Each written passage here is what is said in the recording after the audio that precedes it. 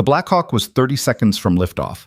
3 soldiers bleeding out on the deck, rotors already spinning, and Captain Marcus Drell, decorated combat pilot, man who'd flown into active fire zones without blinking, grabbed the loadmaster by the collar and said 4 words that stopped everything cold.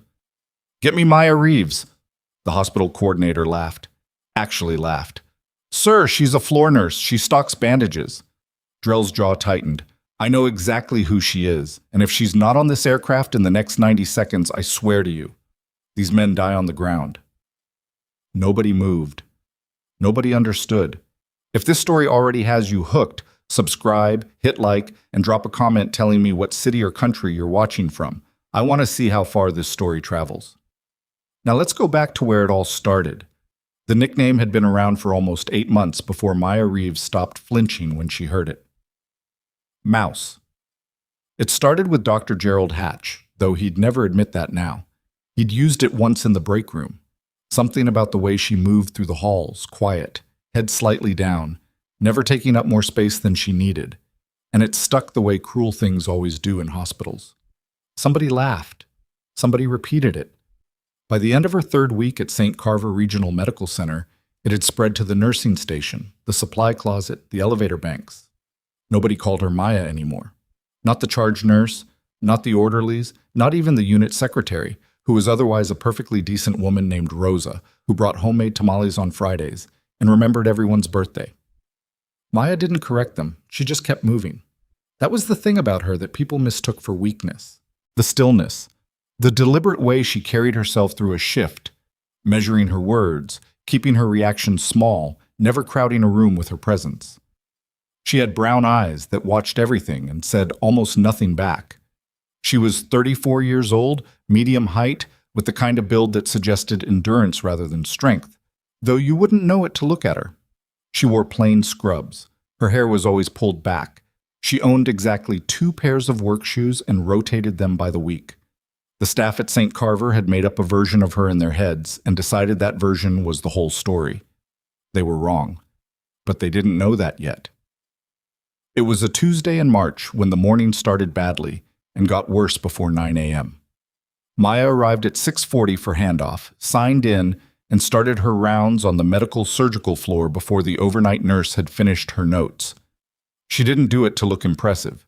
She did it because 20 minutes of quiet at the start of a shift told her more about the floor than an hour of paperwork.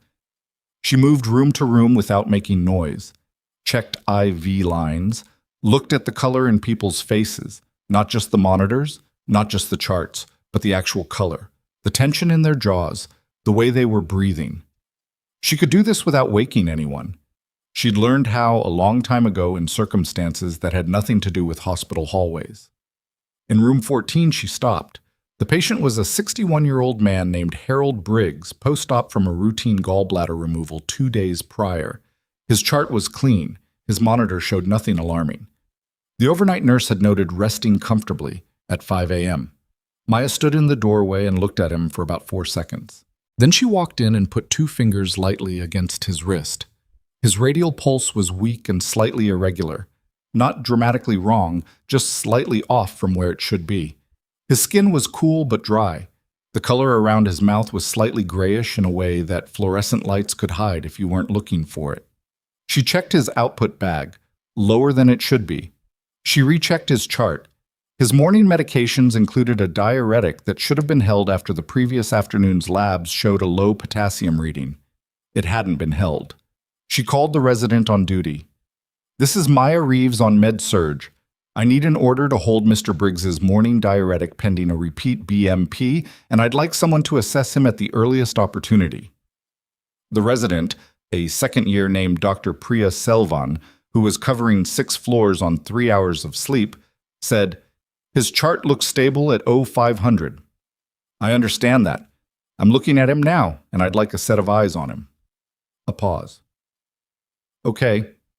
I'll swing by when I can." "How long?" Another pause, longer this time.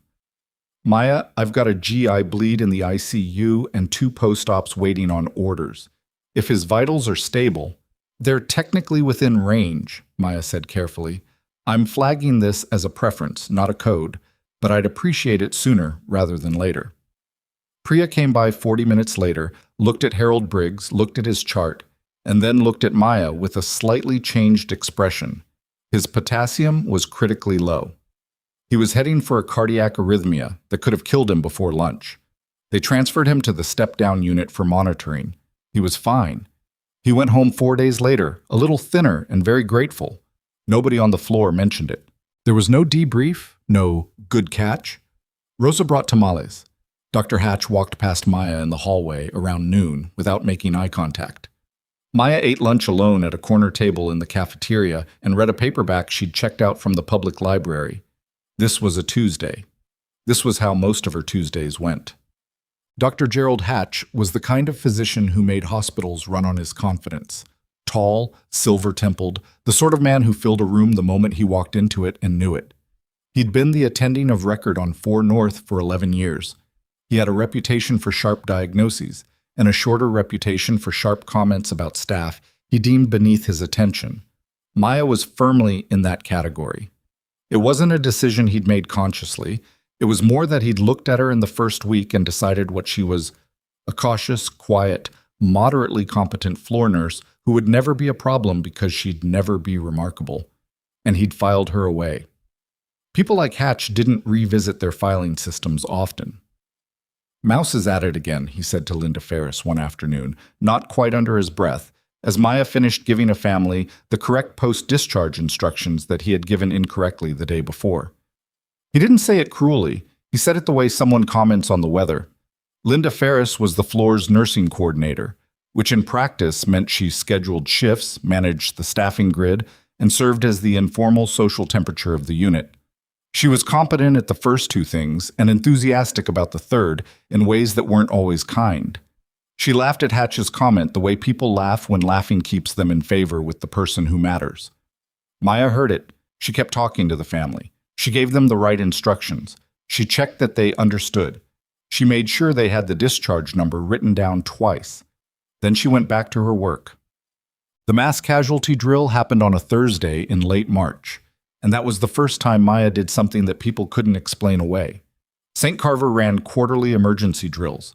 This one was a simulated multi-vehicle accident, a scenario with 8 mock patients arriving simultaneously, various injury severities, triage protocols to be executed under time pressure. The charge nurse ran the board. Attending physicians called priorities. Nurses executed. It was controlled chaos, the educational kind, and it was going reasonably well until Maya stopped moving. She was standing near the ambulance bay entrance. Everyone else was in motion, rolling gurneys, calling codes, managing the simulated flow. Maya was standing still, looking at the layout of the staging area. "Reeves!" Linda Ferris' voice clipped. "Why are you standing there? We've got 4 criticals incoming." "The staging corridor," Maya said. "If we run 2 gurneys side by side through that section," she pointed to a 12-foot stretch between the bay doors and the trauma entrance, "and we get a 3rd patient with a spinal board, we're going to jam. Nobody gets through. The whole flow collapses." Ferris stared at her. "That's how we've always done it." "I know. I'm saying there's a problem with how we've always done it." The drill coordinator approved this layout. The drill coordinator didn't account for a longboard patient requiring 3 personnel on either side. Maya's voice was flat and even, which Ferris somehow found more irritating than if she'd been emotional. "If we shift the receiving station 6 feet toward the east wall," "Maya," Ferris cut her off with a smile that wasn't warm. "This isn't a redesign meeting. This is a drill. Get to your station." Maya went to her station. 40 minutes later, during the peak scenario, exactly what she'd described happened. A simulated spinal patient on a long board created a bottleneck in the corridor. 2 gurneys stacked behind it. The triage team lost 4 minutes rerouting, 4 minutes that, in a real event, would have meant something real. The debrief noted it as a flow issue. Nobody mentioned who had flagged it. Maya sat in the back of the room during the debrief and said nothing. On the drive home that night, she stopped at a gas station, bought a bottle of water and a package of peanut butter crackers, and ate dinner in her car in the parking lot listening to the radio. She was not angry, or if she was, she'd learned a long time ago to put it somewhere useful. Eat. The first week of April, a patient on the floor named Devereaux Watts, 29 years old, admitted for a knee reconstruction, supposed to be the most boring case on the unit, started running a low-grade fever on his second post-op day. The resident checked him, documented likely low-grade post-surgical inflammatory response. Ordered a mild antipyretic. Moved on. Maya changed his wound dressing that afternoon and spent an extra 60 seconds looking at what she found. The incision margin was slightly too warm in one quadrant, and there was a faint odor that wasn't dramatic, wasn't obvious, but was there if you knew what you were looking for. She knew what she was looking for. She called the resident again. I want to flag Mr. Watts in 22. His dressing change this afternoon showed what might be early signs of a developing wound infection. I think we should consider a culture and possibly pull back a corner of the dressing for direct assessment. The resident, a different one today, a third year named Marcus Obi, said his last CBC was normal. I know. I think it's early enough that it wouldn't show yet. A pause. What makes you think there's an issue? Maya considered how to answer, because I've seen this before. Because I've seen it in places where catching it early was the difference between a soldier losing a limb and going home on 2 legs. She said, clinical assessment. The wound presentation is subtle, but I want it on record that I flagged it. Obi ordered the culture, slightly reluctantly. The culture came back positive for early staph infection 48 hours later. They treated it. Devereaux Watts went home healthy. His mother sent a card to the nursing station that said, "Thank you for catching what you caught." Nobody was entirely sure who'd caught it. Dr. Hatch, who had technically signed the order, received the gratitude. He didn't correct the assumption. Maya saw the card on the nursing station counter. She read it once. She went to her next room. Rosa, who had been watching, set a tamale wrapped in foil on the counter beside Maya's work bag without saying anything. Maya ate it on her break. Set. The soldiers arrived on a Friday. But before the soldiers, there was Captain Marcus Drell. He came in on a Thursday afternoon, and the reason he came in at all was mundane. A mandatory coordination meeting between St. Carver's Emergency Department and the local National Guard aviation unit stationed 30 miles east. The Guard's medevac helicopter, a Black Hawk variant with a modified medical bay, had St. Carver designated as its primary civilian trauma-receiving facility. The hospital and the unit did these coordination meetings quarterly, usually attended by the ED director and the flight coordinator from the Guard's side. This time, the flight coordinator sent Drell instead. Captain Marcus Drell was 38 years old, 6 feet and a few inches, with the kind of posture that wasn't military stiffness, but military habit. His spine had decided what it thought of slouching about 15 years ago and hadn't reconsidered. He had a scar running along the left side of his jaw from a piece of shrapnel that had come very close to a worse outcome in a country he wasn't technically supposed to be in at the time. His eyes were the kind of gray that could look almost blue depending on the light, and he had the specific attentiveness of someone who'd learned to read rooms at speed because rooms could get dangerous very quickly. He sat through the coordination meeting in the ED conference room. He listened. He asked 3 precise questions about the hospital's trauma bay capacity. He was polite in the way professionals are polite when they're focused on the information and not the social performance. On his way out, walking through the main corridor toward the parking lot, he passed the 4 North Nursing Station. He slowed down without quite stopping. Maya was at the station, her back to him, entering notes. She was wearing standard Navy scrubs, her hair up, completely unremarkable in the environment. She didn't know he was there. Drell looked at her for about 3 seconds.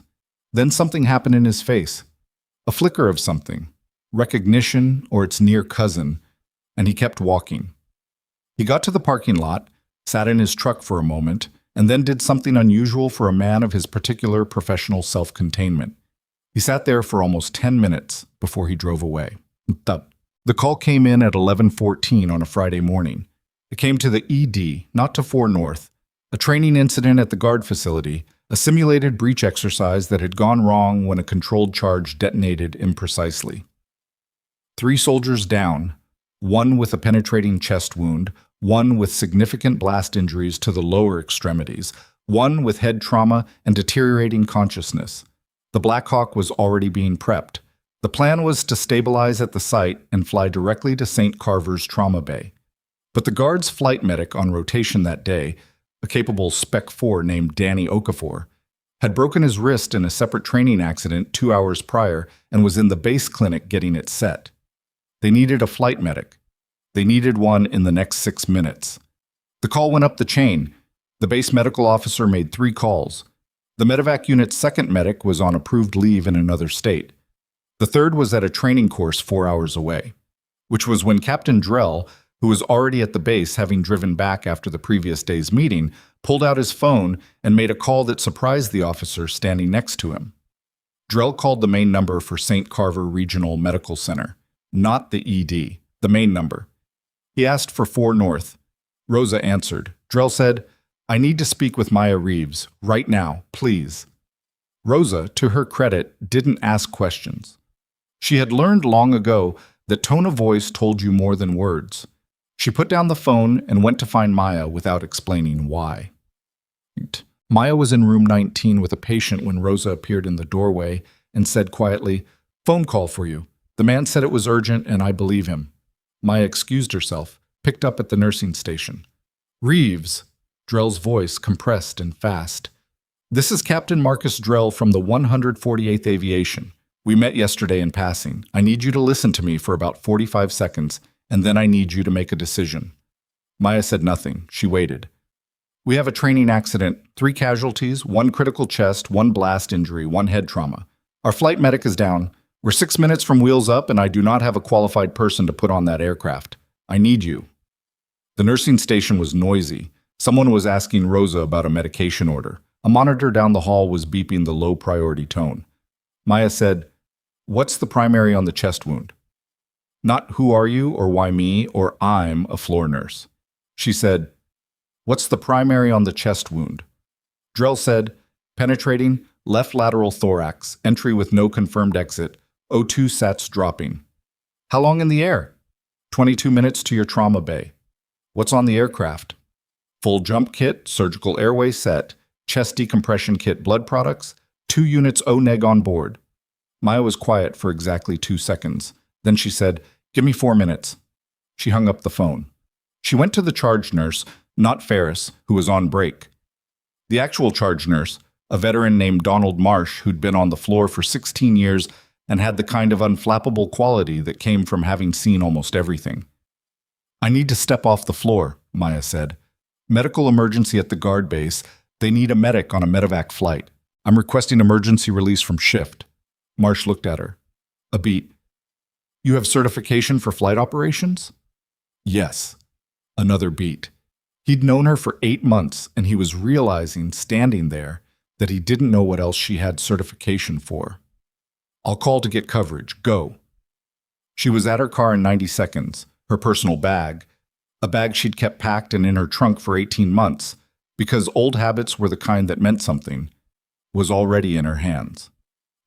She pulled up to the guard base gate at exactly the 4-minute mark. Drell was standing at the flight line when her car came through. She got out and he saw the bag on her shoulder. A worn, dull green kit bag that was not the kind of thing a floor nurse carried, and something in his posture shifted. He'd been correct. He let himself be briefly relieved about that. "Walk with me," he said. They moved toward the aircraft. The rotors were already turning at ground idle. She could feel the rotor wash from 20 feet away, and she didn't break stride or flinch. The chest wound. His name is Sergeant First Class Drew Calloway, 26, no known allergies, blood pressure is dropping. Last reading was 88/60, and that was 5 minutes ago. When did the injury occur? Approximately 31 minutes ago. Maya did the math. He's been hypotensive for at least 20 minutes? We think so. They had a tourniquet on the extremity wounds on one of the others. Nobody recognized the chest injury immediately in the chaos. They were at the aircraft door. The crew chief, a young specialist named Torres, stepped back to let her climb up. She stopped with one hand on the frame and turned to look at the loadmaster who had come around from the other side and was watching her with the specific expression of someone who wasn't sure what they were looking at. "I'm going to need someone to hold for me on the chest and someone on the head trauma," she said. "Who's your strongest hand?" The loadmaster blinked. "Ma'am, I'm not..." You don't need to be medical. I need steady hands and someone who can follow instruction without flinching. Is that you? He straightened almost involuntarily. Yes, ma'am. Good. Get in. She climbed up. Inside the aircraft, the three casualties were on litters. The smell hit her first, iron and adrenaline, a smell she'd spent years training herself not to react to visibly. She stood in the center for 3 seconds and looked at all three of them before going to anyone. Calloway first. He was conscious, but barely, and the gray-white quality of his face told her what the blood pressure reading had already confirmed. She cut away the field dressing with the shears from her kit and looked at the wound. Her face did not change. This is a tension pneumo developing, she said, loudly enough for the loadmaster to hear, calmly enough that he didn't panic. I'm going to decompress his chest. I need you to hold his left arm above his head. Don't let it drop. Doesn't matter what sounds you hear. Don't let it drop. The aircraft lifted. She felt the familiar lurch, the nose dip, the altitude gain, all without looking up from what she was doing. She found the second intercostal space with her fingers, cleaned the site, had the needle in her hand. Eyes forward, she told the loadmaster. She decompressed the chest. The sound was specific and wrong and exactly right at the same time, and Calloway gasped. A real breath, the first real one in a while from the way his whole chest responded, and his color began to change. Maya moved to the next patient without pausing.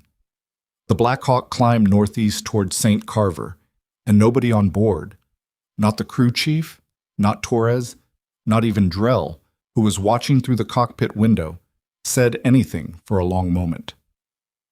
They were watching someone work, not a floor nurse stocking bandages, something else entirely. At St. Carver Regional Medical Center, the trauma team had been paged and was assembling in the bay. Linda Ferris had been notified of the incoming medevac. She'd pulled the coordination file and was briefing the ED attending, a compact and brisk woman named Dr. Ann Whitmore, when the radio crackled with an update from the aircraft. Ferris listened, frowned. They're saying the medic on board has already performed a needle decompression, started a second IV line on the blast patient, and is managing the third casualty for a possible subdural? Dr. Whitmore looked up from the chart in her hands. Who's the medic?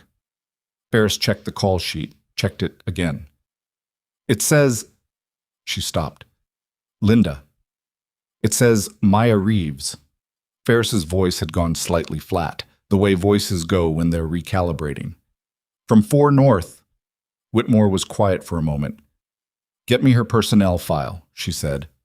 Right now. Ferris made the call. Outside, the weather had turned gray and cold, the kind of March afternoon that felt like the season couldn't decide. The helipad lights came on automatically at 11:58 a.m., casting a pale blue-white glow against the overcast. 3 minutes out. Somewhere on the aircraft, 22 minutes into a flight over bare farmland, Maya Reeves was keeping 3 people alive with the tools she had, the training nobody here had known about, and the steady, absolute focus of someone who had done this before. Not in drills, not in simulation, but in the kind of circumstances where there was no debrief afterward, no controlled conclusion, just the outcome and what you did to earn it. The radio crackled again. St. Carver Trauma, this is Black Hawk, November 7, ETA 2 minutes. Medic on board reports all 3 casualties are stable. Repeat, all 3 are stable. Be advised. A brief pause. Be advised your medic is something else. Ferris stood in the trauma bay with the radio in her hand and looked at Dr. Whitmore, who was already moving toward the doors. The helipad lights pulsed, and the Black Hawk came in from the north, its silhouette dropping through the clouds, heavy and sure, carrying 3 men who were alive when they should not have been, because of the woman inside it, who nobody at this hospital had ever bothered to really see. The Black Hawk touched down hard and fast, the landing gear hitting the helipad with a thud that traveled up through the concrete and into the feet of everyone waiting below. Dr. Ann Whitmore was already moving before the rotors slowed.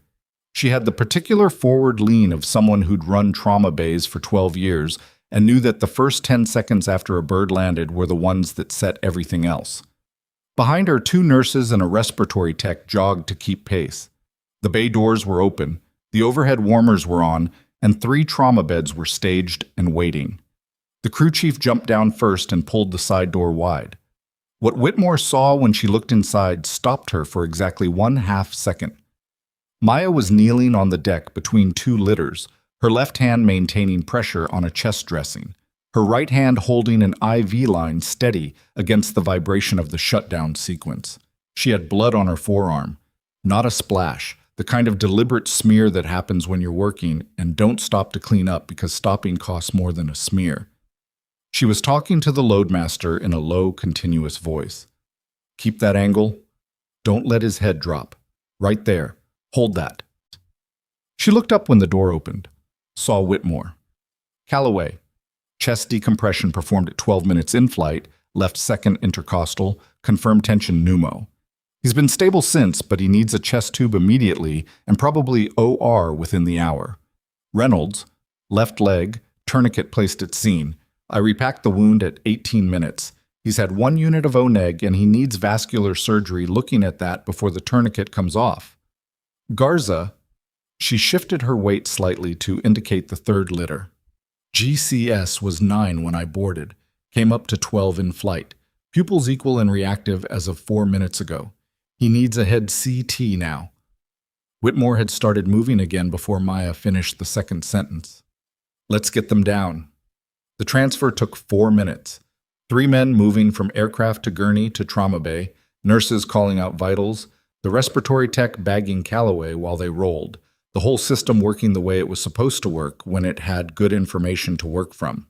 Maya climbed out of the aircraft last.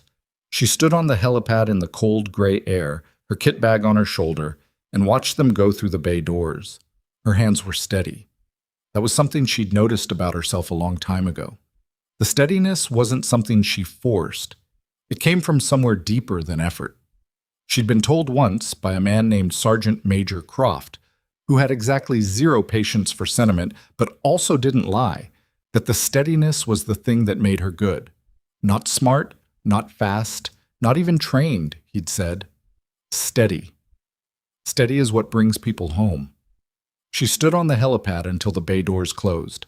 Then she breathed out through her nose once, slowly, the way she always did when something finished. Captain Drell appeared at her left. He'd come around from the cockpit side, still in his flight helmet, visor up. "All 3, he said. It wasn't a question. Calloway's not out of it yet, but he'll make it to the OR, and that's what matters. Drell looked at her for a moment. There was something in his expression she couldn't quite categorize. Not surprise, because he'd known what she was, or at least suspected it. Something more like the particular satisfaction of a person who had trusted an instinct and been proven right, and who found that slightly complicated rather than simply good. "How long has it been?" he asked. She knew what he was asking. Not how long since she'd worked a flight, specifically. How long since she'd been in any of it. 18 months, she said. He nodded, once. It didn't show. She didn't say anything to that. She picked up the kit bag that had slipped from her shoulder and adjusted the strap, and she walked toward the bay doors.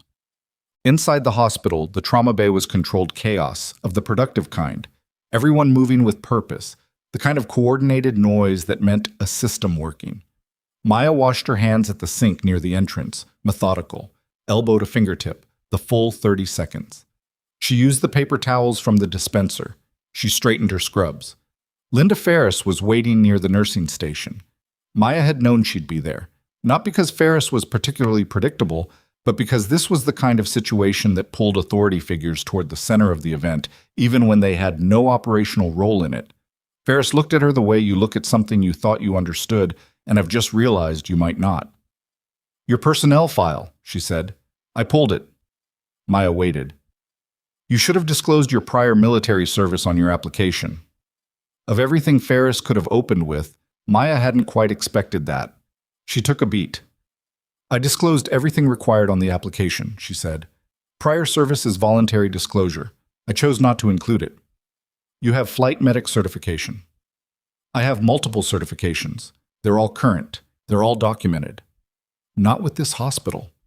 The application asked for nursing certifications relevant to the applied position. I applied for a medical surgical nursing position. I provided the relevant certifications. Maya's voice hadn't changed in tone or volume. It was the same register she used when she was asking a patient to rate their pain on a scale of 1 to 10. If you'd like to discuss a formal update to my file, I'm available after my shift ends. Ferris stared at her. Your shift, she said. You walked off your floor in the middle of a shift. I requested emergency release from the charge nurse on duty. Donald Marsh approved it. That's the correct procedure, and I followed it. Somewhere down the hall, someone called for a portable ultrasound, and 2 people moved at once. The trauma bay noise continued, steady and real. Ferris opened her mouth, closed it. We're going to have a conversation, she said finally, about what you are and aren't doing on this floor. Sure, Maya said. After my shift. She walked past Ferris toward 4 North. The hospital within 2 hours had a very specific kind of energy. It wasn't loud. It was more like a frequency change, something in the air pressure of the corridors, the way conversation stopped a half-second earlier when Maya walked past, the extra beat before people looked away. Information was moving. The hospitals always moved information faster than they moved equipment, and what had happened on that helipad was the kind of information that traveled at speed. Dr. Hatch found out around 1:30 when he came back from a consult, and Rosa mentioned it with the careful neutrality she used when she was delivering news she expected to be significant. He stood at the nursing station for a moment. Maya Reeves, he said. Mm-hmm. Our Maya Reeves.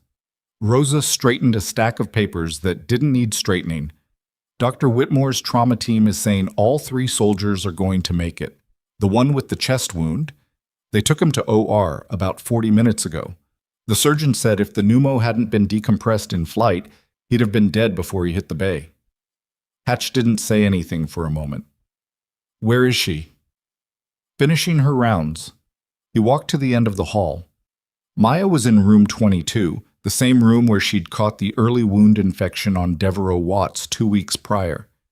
She was changing a dressing with the same quiet efficiency she brought to everything.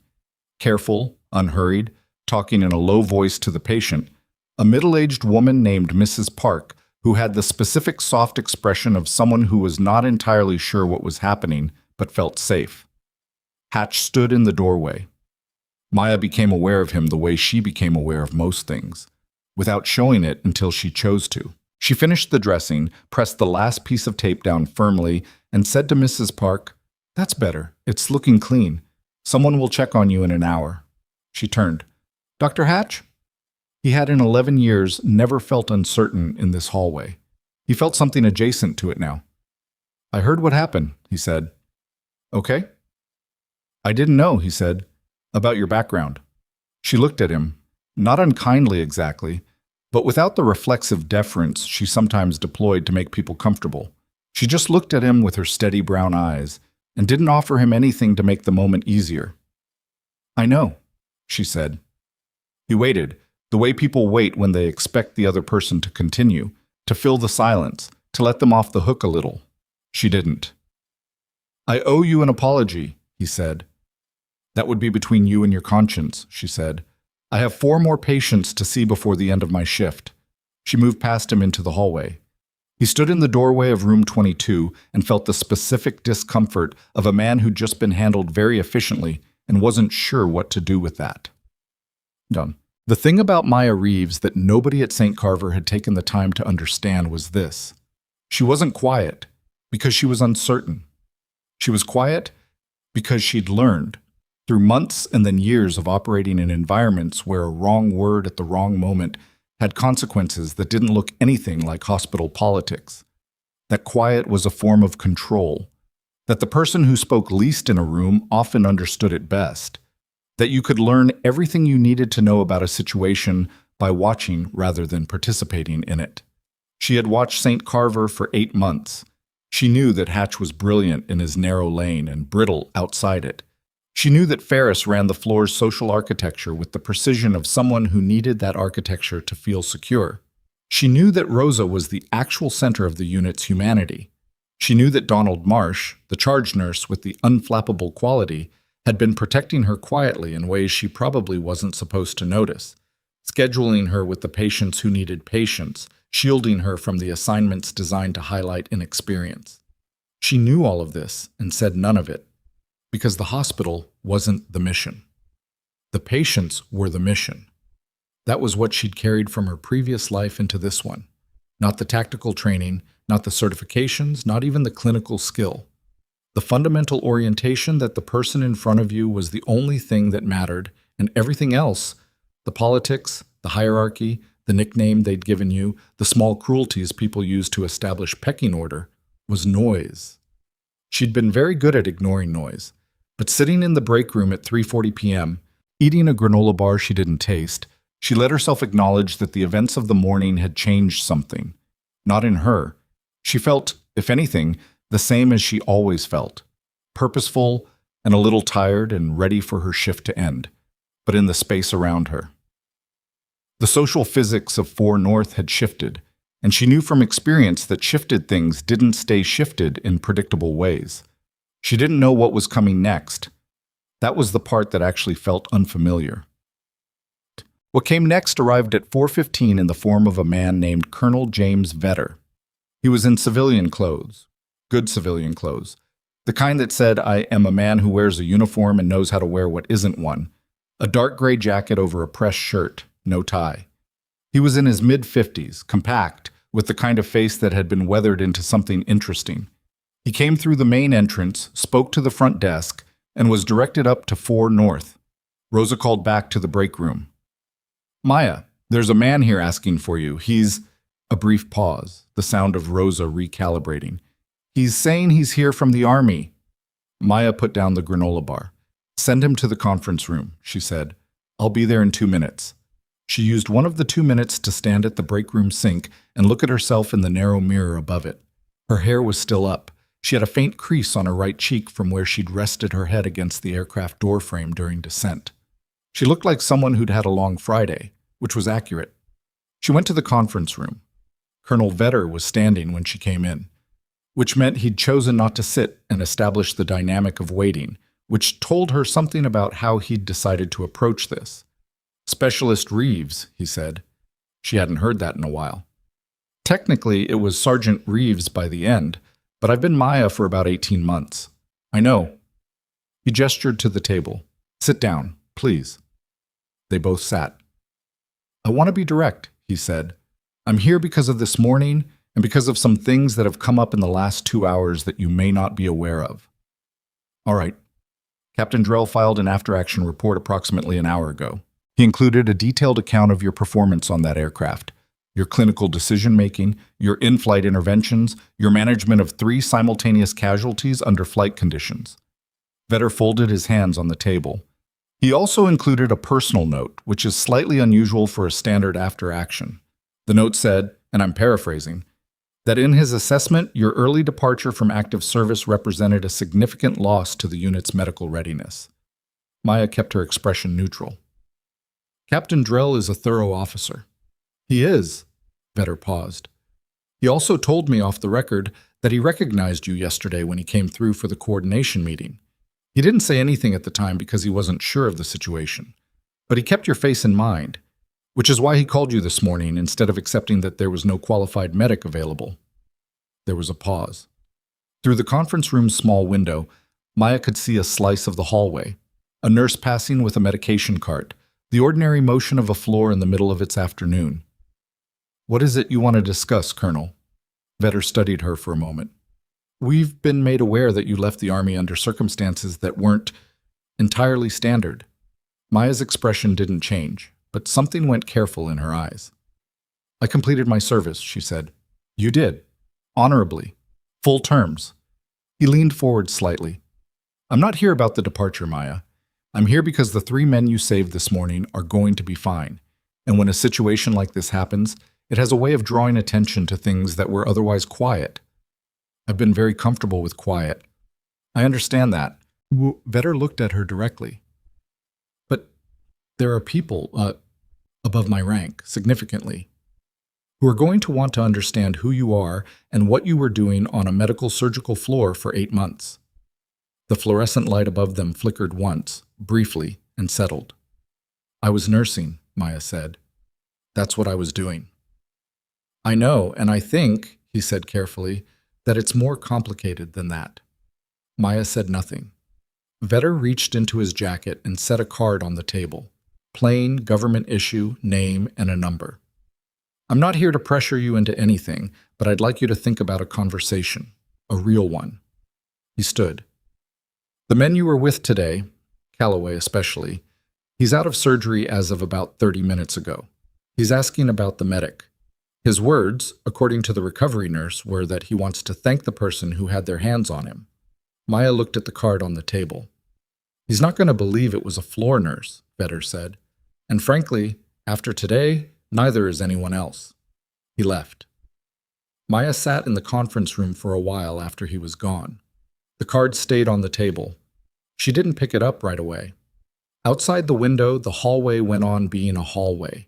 The cart, the nurses, the ordinary work of a hospital afternoon. She was still the same person she'd been at 6:40 that morning when she had come in for handoff.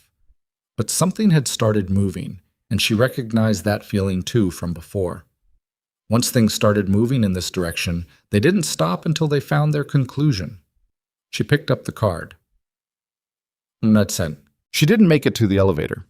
Dr. Whitmore was in the hallway, not waiting for her exactly, but present in the way that meant she'd known Maya would come this way eventually.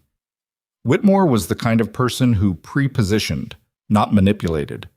She had a styrofoam cup of coffee that had probably been in her hand for the last 2 hours and was now definitely cold. "Walk with me," Whitmore said.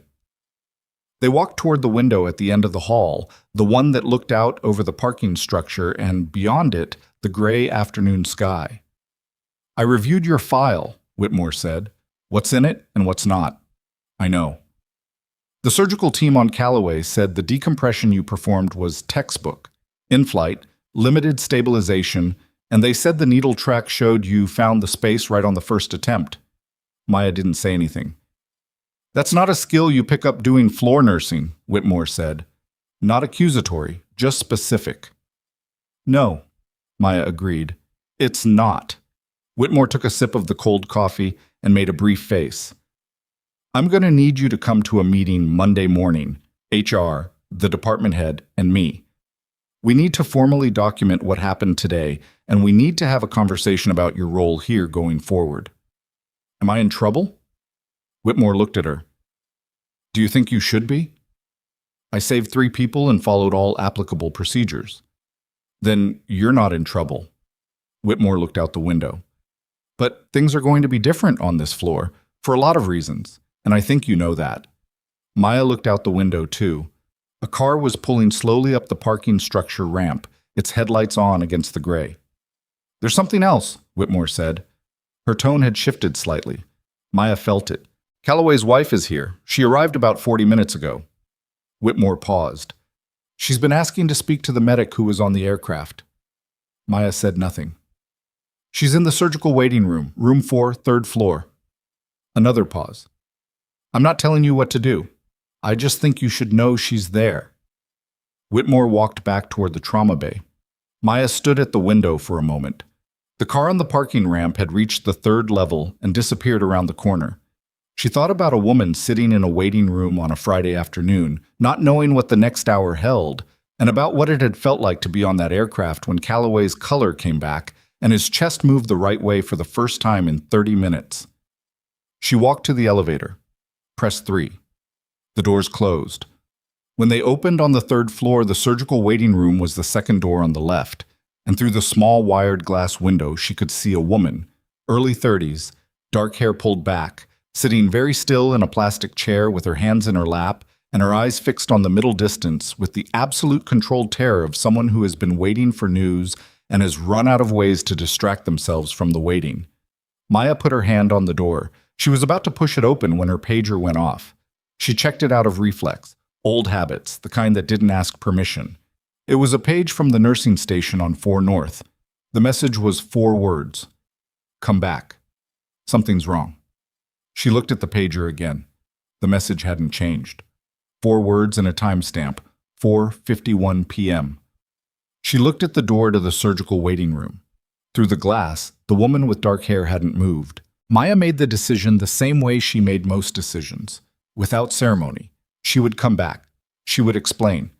But a page from the floor with that specific wording meant something was wrong with a patient, and a patient was not a thing she could defer. She went to the stairwell instead of the elevator because the stairwell was faster. Bolchen. She came through the 4 north doors at a pace that wasn't quite running but communicated urgency without broadcasting panic, which was the specific gear she used when she didn't yet know what she was walking into. Rosa was at the station. Her face was doing the thing it did when she was working hard to keep her voice level. "Room 11, Rosa said. "Mr. Aldrich. He was fine 20 minutes ago and now he's not." Thomas Aldrich was 67, admitted 3 days ago for management of a COPD exacerbation. His chart showed improvement. His morning assessment had been unremarkable. Maya went into room 11. He was sitting up in the bed, which was the position of someone who could not get enough air lying down, which was not a good sign. His lips had the faint bluish quality that monitors sometimes caught late. He was breathing with his accessory muscles. She could see the pull at his neck, the effort in his shoulders, his whole upper body recruited for what should have been an automatic function. She was at his bedside in 3 steps. "Mr. Aldrich, look at me." He turned his head. His eyes were frightened in the specific way of someone who understands their own body well enough to know it is failing them. "Can't." He stopped. Even the word cost him. She put her fingers on his wrist, checked his pulse, rate up, quality thin, and looked at the monitor. Oxygen saturation at 84% and dropping. Respiratory rate 28. "Who paged me?" she called toward the door, not taking her eyes off him. Donald Marsh was in the doorway. "I did. The evening resident hasn't responded. I've got a call out to the attending, but Hatch is in a procedure." "When did this start?" "Best I can tell, 15 minutes. He pressed his call button, but the aide thought he was uncomfortable and repositioned him. Maya kept her voice even. "Get me a non-rebreather mask and turn his O2 up to 15 liters. Get respiratory therapy up here now, not in 10 minutes. And I need someone to reach Hatch directly. Not through the system, direct." She moved the patient's hospital gown aside and put her stethoscope on. Listened to the right lung, then the left. The left side had almost no air entry. The right side was diminished but present. She stood up straight. "Mr. Aldrich, I need you to tell me, did you have any chest pain today? Anything sharp?" He nodded once, small, like the movement itself was expensive. "When?" He held up 2 fingers. 2 hours ago." Another nod. She looked at Marsh, who was still in the doorway. "He needs an urgent chest x-ray, and I want a blood gas. If we can't get an order in the next 3 minutes, I'm going to need someone to make a phone call that overrides the normal process, because I think he has a spontaneous pneumothorax developing on top of his exacerbation, and if I'm right, he doesn't have a lot of time." Marsh was already on the phone. The respiratory therapist arrived 4 minutes later, a compact woman named Bev, who had been doing this job for 22 years and moved with the efficiency of someone who'd stopped wasting motion a long time ago. She took one look at Aldrich, one look at the monitor, and one look at Maya. "You think pneumo," Bev said. "Left side. Breath sounds are nearly absent." Bev put her own stethoscope on and listened for about 8 seconds. Then she straightened up and said, without editorializing, "Yeah." The portable x-ray arrived 7 minutes later. The image came up on the bedside screen and Maya looked at it with the specific stillness of someone translating visual information directly into action. The left lung field was dark where it should have had texture. The mediastinum had shifted, slightly but clearly, toward the right. She called it before the radiologist did. "Tension pneumothorax. He needs decompression."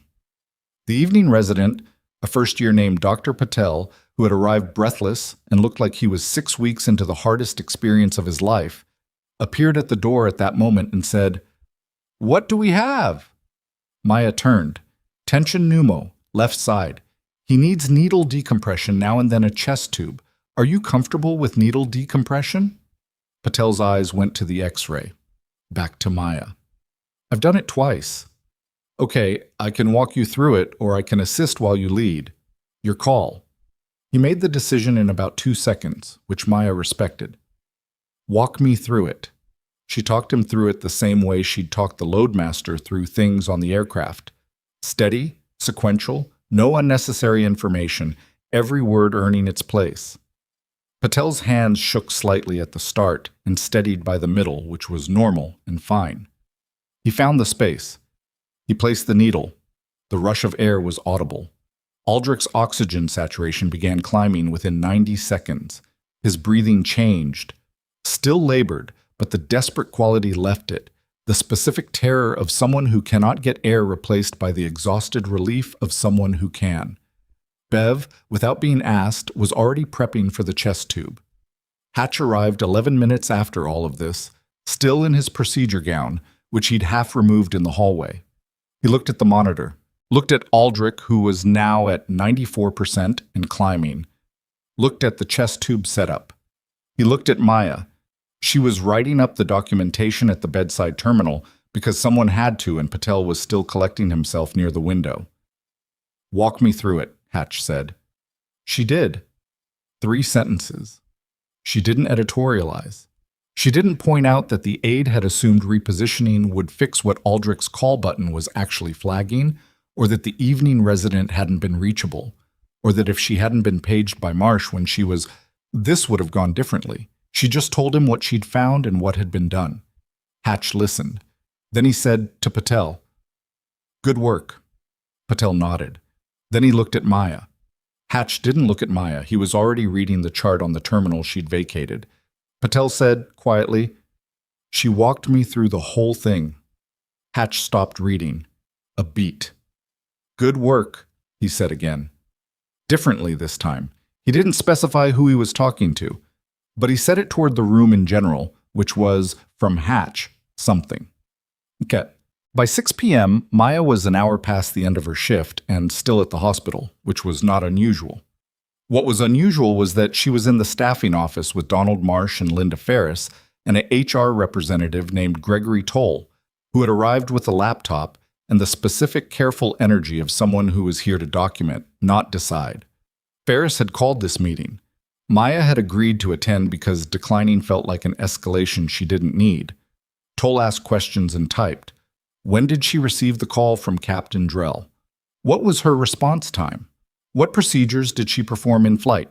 Was she aware of hospital policy regarding staff who perform medical procedures outside their designated role?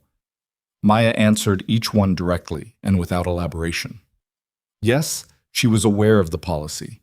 Yes, she had acted outside her designated nursing role. Yes, she had done so in response to a life-threatening emergency with no other qualified personnel available. Ferris kept her face arranged in the expression of someone who was being very professional and very neutral, which Maya recognized as the expression of someone who was actually neither. Going forward, Ferris said, we need to understand what skills you have that we don't have documented, because what happened today created liability exposure for this hospital. 3 soldiers are alive, Maya said. I understand that, and that's wonderful, but this hospital has protocols for a reason. I followed every protocol applicable to my role. I was released from my shift by the charge nurse on duty. I responded to a request for emergency medical assistance. I performed procedures within my competency. Within your competency as documented in your file here, you are a registered nurse, not a flight medic. I am both, Maya said. The documentation gap is an administrative issue, not a competency issue. I'm happy to provide my full certification record. Toll was typing. Marsh, who had said almost nothing, put a folder on the table. I took the liberty, he said. I called the state registry and the Army's medical personnel database this afternoon. Ferris looked at the folder. Maya holds current certifications in advanced trauma life support, flight medicine, tactical combat casualty care, and emergency nursing, all active. Marsh's voice was the same tone he used for everything, which was one of the reasons Maya had always trusted him. She also holds a citation from the Army's Special Operations Medical Corps for actions taken during a training mission in 2022 that I wasn't supposed to be able to access, but that the Army representative I spoke with chose to share voluntarily. A quiet moment. Ferris said, Why wouldn't you have told us this when you were hired? Maya looked at her directly. Because I wasn't asked. Because the job I applied for didn't require it. And because I've learned that people make up their minds about who you are before they have all the information, and additional information doesn't always change the decision they've already made. Nobody said anything to that. I'd like to finish the paperwork, Maya said to Toll, and then I'd like to go home. She went to the surgical waiting room first. It was 7:20 p.m., and the third floor was quieter now, the daytime noise replaced by the lower hum of evening. The waiting room door was open. The woman was still there, same chair or close to it, though her posture had changed. Someone had brought her coffee. The cup sat on the table beside her, mostly untouched. She looked up when Maya came in. Maya said, "Mrs. Calloway?" "Yes." The woman's voice was careful in the way voices get when they've been managing themselves for hours. "My name is Maya Reeves. I was the medic on the aircraft this morning." Something happened in the woman's face, a kind of collapse that was also a relief. Two things arriving at once that were hard to tell apart. "He's going to be okay," Maya said, before anything else, because that was always the first thing. "He's out of surgery. He's in recovery. The surgeon can give you the specific details, but the injury was survivable, and he got the intervention he needed in time." The woman, her name was Sonia, Maya would learn, Sonia Calloway, 31, who had driven 90 minutes to get here after a phone call that had given her almost no information, pressed her lips together for a moment. Her hands tightened in her lap. "They told me someone on the helicopter." She stopped, started again. "They said that if the medic hadn't done something with his chest, he needed a specific procedure to help him breathe," Maya said. She sat down in the chair beside her, not across from her. "It was the right procedure for what was happening. He responded to it." "Were you scared?" It was a direct question, and Maya gave it a direct answer. "I was focused." Scared and focused sometimes look the same from the inside. Sonia let out a short, unsteady breath. Not quite a laugh, not quite a cry. Something in between that didn't have a good name. "He's going to want to meet you," she said. "I know. We'll figure out a time." They sat together for a moment in the quiet room. The coffee on the table steamed faintly, still warm enough to matter. Maya left when the floor nurse came in to update Sonia on the transfer timeline, and she walked down the stairs instead of taking the elevator, and she sat in her car in the parking structure for 7 minutes before she started the engine. She was tired in the specific way that came from a day where too many things had happened at once, and she was hungry, and she had 2 missed calls on her phone, one from a number she didn't recognize, and one from the number on Colonel Vetter's card, which she hadn't given him, which meant he'd gotten her number through a channel that could do that. She looked at both missed calls. She started the car. She would deal with Vetter. She would deal with Monday's meeting. She would deal with whatever was moving now that had started moving. But first she needed food and 8 hours, and if possible, some portion of the weekend that felt like it belonged to her. She did not get the weekend. Saturday arrived with fog and the kind of stillness that felt provisional, and Maya was on her second cup of coffee in her apartment, a place that was clean and spare and contained almost nothing decorative, which was not a style choice so much as the habit of someone who'd learned to live without attachment to objects. When her phone rang, it wasn't Vetter's number. It was a number she hadn't seen in 4 years. She looked at it for one full ring. Picked up. "Reeves?" The voice on the other end was female, clipped, and completely familiar in the way that specific voices from specific periods of your life stay familiar regardless of time elapsed. "It's Hargrove." Captain Dana Hargrove. Or she had been a captain 4 years ago. Maya didn't know what she was now. "I heard about yesterday," Hargrove said. "Drell's report made it up the chain fast, which you probably guessed." "I suspected." "I'm going to be honest with you, because I don't have time to do it any other way." A sound on Hargrove's end, outdoor noise, wind, something mechanical in the background. "There's a situation developing that involves your old unit, and some of the people making decisions about that situation saw Drell's report and started asking questions about you, questions I can't answer over the phone." Maya put the coffee cup down on the counter. "What kind of situation?" "The kind that doesn't get discussed on unsecured lines." A pause. "I need you to come in for a conversation, not an order, a request. You said the same thing the last time. A beat of silence. I know, Hargrove said, and I know what that cost you, which is why I'm calling instead of sending someone to knock on your door, which was the other option being discussed. Maya looked out her apartment window.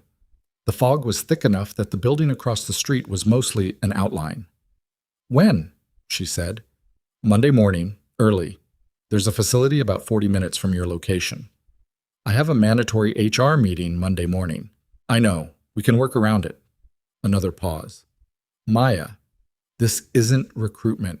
It's not a trap. I just need you to hear something, and then you can decide. Maya had heard those words before in various configurations, and they had meant various things. She weighed this particular version of them against what she knew about Hargrove, which was considerable, and what she knew about her own situation, which had changed significantly in the last 24 hours. Send me the address, she said. I'll decide Sunday night. She hung up. She stood in her kitchen for a while after that, not doing anything in particular. The fog outside had thickened. She couldn't see the other building at all now. Sunday she spent at the hospital. Not working. She wasn't on the schedule. She went in voluntarily, which was something she did sometimes when a patient was on her mind, telling herself it was professional diligence and knowing it was also something more than that. She checked on Thomas Aldrich, who had a chest tube and was annoyed about it in the way that people who are improving are annoyed about the evidence of how close they'd come. His wife was there, a small, precise woman named Margaret, who thanked Maya with the specific warmth of someone who understood exactly what she was thanking her for. He said you didn't leave his room until they transferred him to step down, Margaret said. I wanted to make sure the handoff was clean. He said you stayed 2 hours past your shift. Maya didn't say anything to that. Thank you, Margaret said. Just, thank you. Maya nodded once and went to check on Calloway. He was on the surgical floor now, moved out of recovery, in a private room with monitoring and a nursing staff that was very attentive. Sonia was still there, and she'd apparently gone home to shower and come back, which said something about the kind of person she was. Calloway was awake. He was pale and had the depleted quality of someone who'd been through a serious surgery, but his eyes were clear and tracking, and when Maya came into the room, his gaze found her face and stayed there with the specific attention of someone who was trying to match a memory to a reality. You're smaller than I thought, he said. His voice was rough from the anesthesia tube. I don't know why I thought that. I couldn't see much. Most people are smaller than they seem when they're the only person in the room who knows what to do, Maya said. He almost smiled. It pulled at something around his mouth and stopped short. I remember your voice, he said. I thought I was dreaming it. Just this very calm voice telling me to breathe, like it wasn't a suggestion. It wasn't. Yeah. He looked at the ceiling for a moment. The guys, Reynolds and Garza. Reynolds is 2 floors down. His vascular surgery went well. Garza was discharged yesterday. His head CT came back clean. He closed his eyes briefly, opened them. Okay, he said. Just that. Sonia reached over and put her hand on his arm. Maya stayed for about 10 minutes. She didn't perform anything. Didn't make it meaningful. Didn't give it weight it didn't need. She answered the questions he had. She confirmed what she could confirm. And when his pain medication started pulling at his eyelids, she excused herself quietly and left. In the hallway, she took out her phone. She looked at the address Hargrove had sent. She thought about the meeting Monday morning. She thought about Vedder's card in her jacket pocket. She thought about the way Ferris had looked at her in that HR meeting, not with cruelty anymore, but with the slightly stunned expression of someone recalibrating a model that had been wrong. She thought about Sergeant Major Croft saying steady is what brings people home. She texted Hargrove, I'll be there at 0700. She was in her car and 40 minutes outside the city when her phone rang. Not Hargrove, not Vedder. An internal number from St. Carver that she recognized as the nursing station on 4 North. She answered on the car speaker. It was Rosa. Rosa's voice had a quality Maya hadn't heard from her before, which was significant because Rosa had an equanimity that was hard to shake. Maya, I'm sorry to call on your day off. I need you to know about something before you come in Monday because I think you should hear it from me and not from a piece of paper. Maya said, Go ahead. Dr. Hatch submitted a formal request to hospital administration this morning. He's asking them to conduct a full review of your conduct on Friday, specifically the in-flight procedures and the Aldrich response. He's framing it as a liability issue. A pause. He CC'd the chief medical officer and the board's risk management chair. The road stretched ahead of her through the fog. The headlights made it bright for 30 feet, and then the gray took over. He did it Saturday morning, Rosa continued, before you'd even filed your own incident report. Maya said nothing for a moment. Rosa, thank you for telling me. There's one more thing. Rosa's voice went quieter. He included a section in the request about your pattern of behavior over the past 8 months. He called it unsolicited clinical overreach. The phrase landed. Maya let it land. Every patient he cited, Rosa said, and her voice was steady now in the way that meant she was angry and controlling it, is a patient you caught something on. Harold Briggs, Devereaux Watts, 3 others I knew about and 2 I didn't. He documented it as overreach. Yes. The fog was thinning slightly as she drove further from the city. The road became more visible ahead. Maya, Rosa said, what do you want me to do? Maya thought about it. Not long. She didn't need long. Nothing, she said. I'll handle it Monday. She ended the call. She drove. The facility Hargrove had sent her to was a low building set back from a county road, the kind of structure that had no signage and didn't need any. She pulled into the gravel lot at 6:58 a.m. and sat for a moment before getting out. The door opened before she reached it. Hargrove was inside, standing near a table with 2 chairs and a coffee setup that was basic but functional. She looked 4 years older and about the same amount harder, which was what 4 years in that particular work generally did. Thanks for coming, Hargrove said. You said it wasn't recruitment. It's not. Then what is it? Hargrove looked at her for a moment, and Maya recognized that she was doing the specific calculation of someone who has information and is deciding how much of it to give at once. There was an incident, Hargrove said, 6 weeks ago, related to the 148th's operational area. She paused. We lost some people. The situation is ongoing, and it is messy, and there are things within it that directly involve decisions made during your last deployment. Maya went very still. What decisions? She said. Decisions you were cut out of, Hargrove said, and decisions that turned out to be wrong. She pulled a folder from the table and set it in front of Maya without opening it. I need you to look at this, because the people who made those decisions are still in positions to make more of them, and what happened 6 weeks ago happened in part because nobody with your specific knowledge was in the room. Maya looked at the folder. She looked at Hargrove.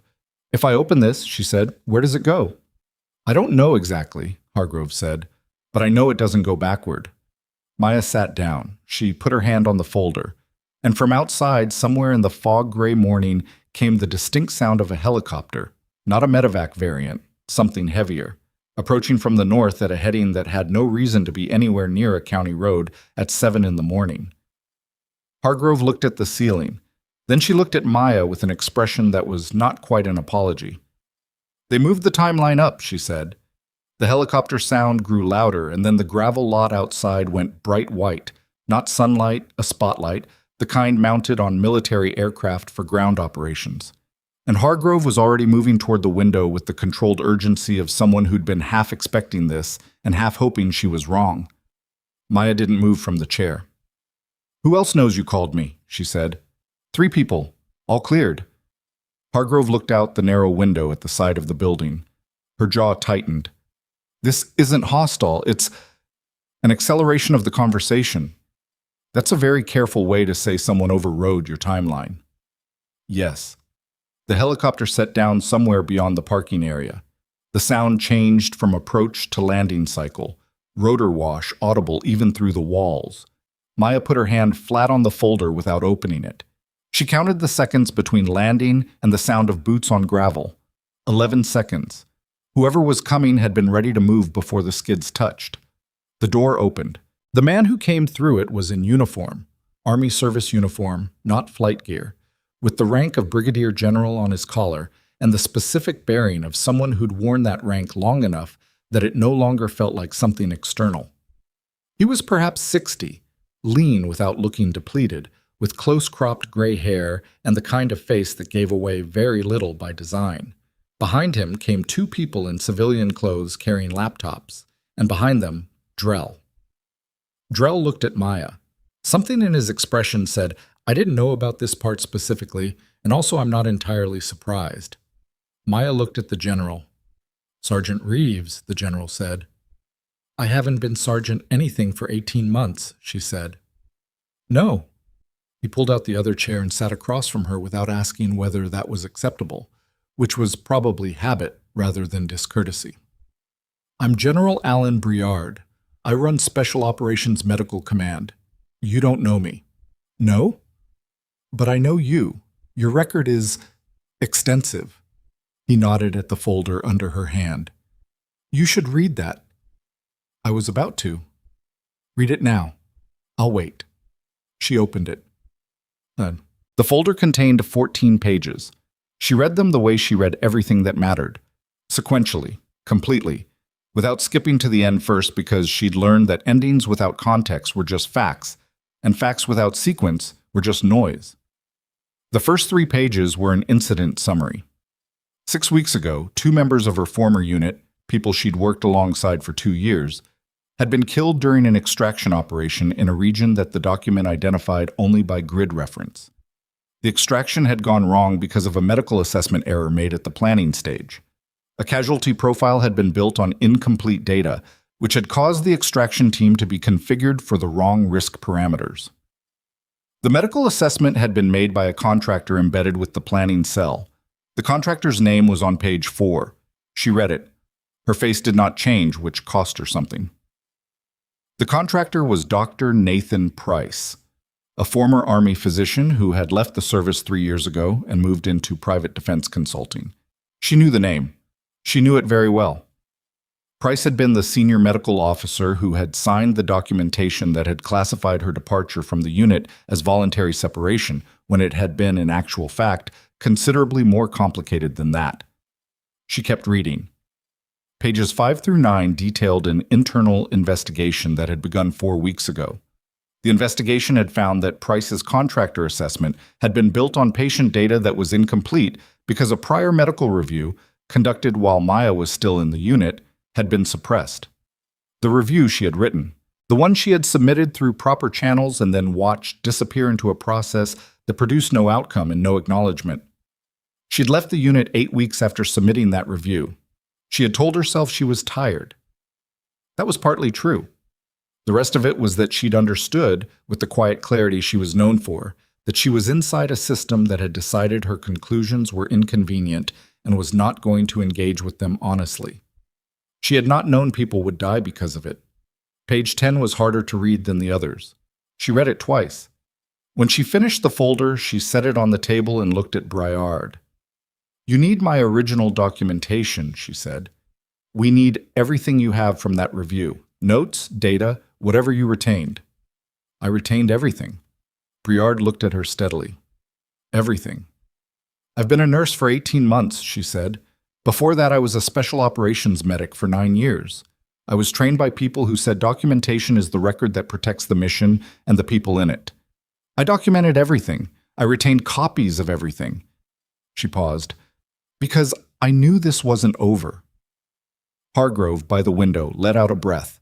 Drell was looking at Maya with the expression of someone putting the last piece of a picture together and finding it both more and less than they'd expected. "The contractor," Maya said. "Price, where's he?" "Currently under a hold from DoD contracting," Briard said. "His access has been suspended pending the investigation outcome. He doesn't know the full scope of what we have." "Does he know about me?" A pause that lasted 1 second too long. "He knows Drell's after-action report mentioned your name," Briard said. "We believe he became aware of that within 24 hours of the report being filed." Maya sat with that for a moment. "Is that why the timeline moved up?"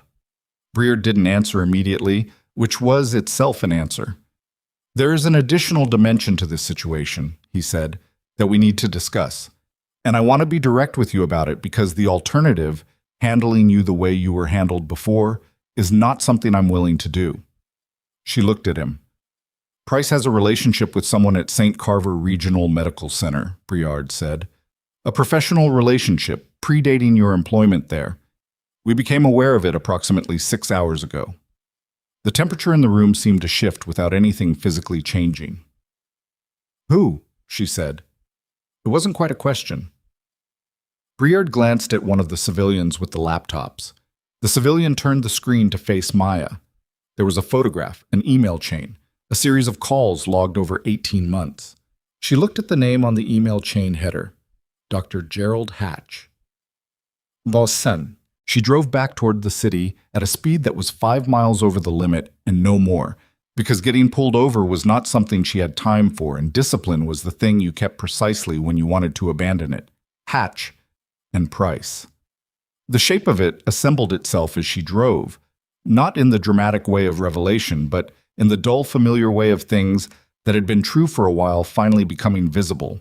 Price had needed to know if anyone at the hospital was paying attention to Maya Reeves, whether she was talking about her past, whether she was attracting the kind of attention that might lead back to his assessment, to his documentation, to the 2 soldiers who were dead and the investigation that was building around him. Hatch had been his eyes. Not necessarily knowingly, not necessarily with full context. She didn't assume malice where carelessness would explain it, but Hatch had been reporting on her. The formal request filed Saturday morning, calling her conduct a pattern of clinical overreach, but that was not coincidence of timing. That was a man who'd gotten a phone call and responded to it. She thought about Harold Briggs and the potassium level, Devereaux Watts and the wound culture, Thomas Aldrich and the pneumothorax. Every patient she'd caught something on and documented properly, every catch that Hatch had watched and said nothing. He hadn't been neutral. He'd been watching, and she'd been so focused on the patients that she'd let herself believe the professional hostility was just ordinary hierarchy. She was angry. Not the kind of anger that moved fast and made noise, the other kind, the kind that settled low and became fuel. Her phone rang through the car speakers, Briard's number. "We have a problem," Briard said without preamble. "Price made contact with someone at your hospital within the last hour. We don't know who yet.